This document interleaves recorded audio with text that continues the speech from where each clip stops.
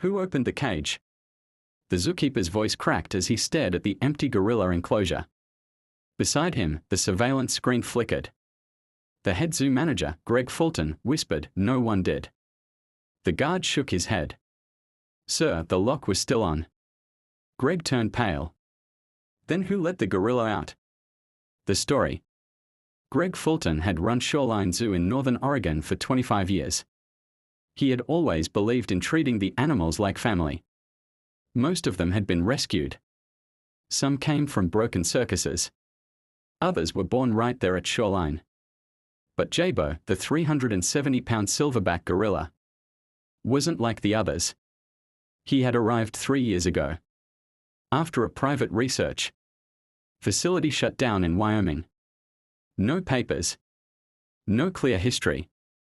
Just a quiet stare and scars around his wrists like he'd once been chained too tight. The staff kept their distance. Greg, though, had taken a liking to Jaybo. He would bring him apples every morning. Read to him through the bars. Jaybo never made a sound. Just stared. As if he understood more than he should. And every time Greg turned to leave, Jaybo would tap twice on the glass. Always twice. Like a goodbye. The escape. It was a rainy Tuesday when the alarm went off.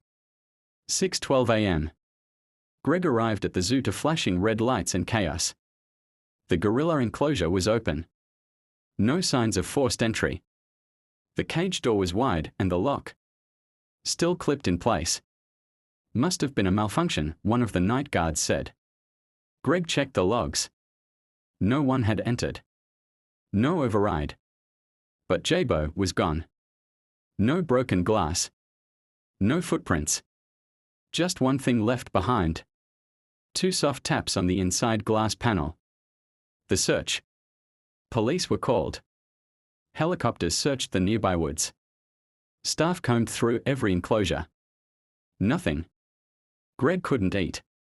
Couldn't sleep. Jaybo wasn't just a gorilla, he was family. And worse, he knew things. The kind of awareness that didn't belong to animals. By the 3rd day, most believed Jaybo was gone for good. Maybe he had drowned in the river. Maybe someone stole him. But Greg didn't believe it. Because that night, he heard it. Tap. Tap. On the window of his office. He spun around. Nothing was there. But on the glass. 2 fingerprints. The visitor. The next morning, Greg came in early. He walked the perimeter himself. Rain still dripping from the pine trees. Then he saw him. Jaybo. Sitting just outside the gates. Alone. Calm. His eyes locked with Greg's. No growls. No charge. Just presence. Greg stepped forward. Jaybo. The gorilla didn't move. Then, he raised one massive hand. Tap. Tap. On the metal pole beside him. Then stood. And walked himself back into the zoo. No chains. No handler. Just walked in. Greg followed in silence, heart pounding. The return.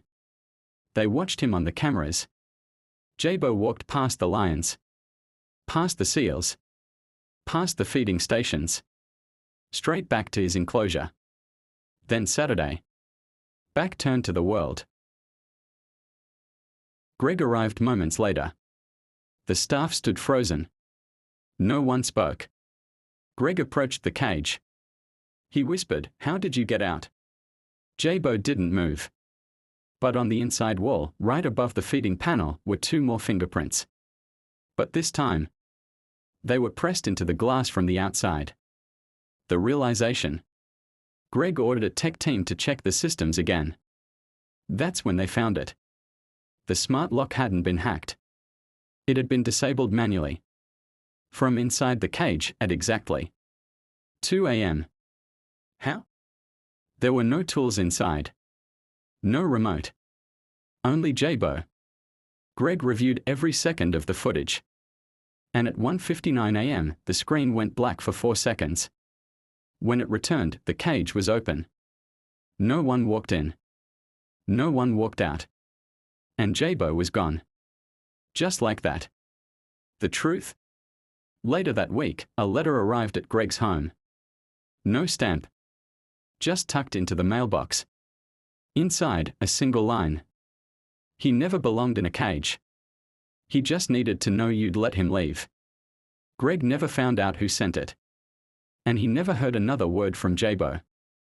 The next morning, the staff found the gorilla's enclosure open again. Empty. This time, there were no taps.